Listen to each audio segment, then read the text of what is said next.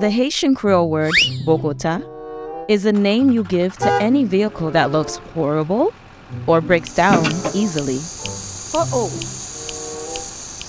That don't cause it. Here are some examples of how to use the word Bogota when speaking in Creole. Why? Mba sezi. Bogota sa an pan? Ki sa e la? Tan pri, pa achete viye Bogota sa. The saying Bogota is likely derived from the Creole word bogi, which means bogus in English, and it means fake or not genuine.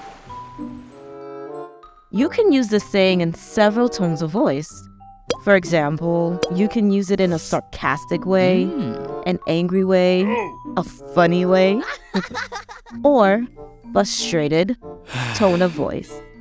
You are all set. For more videos and lessons, please subscribe and visit howtocreole.com.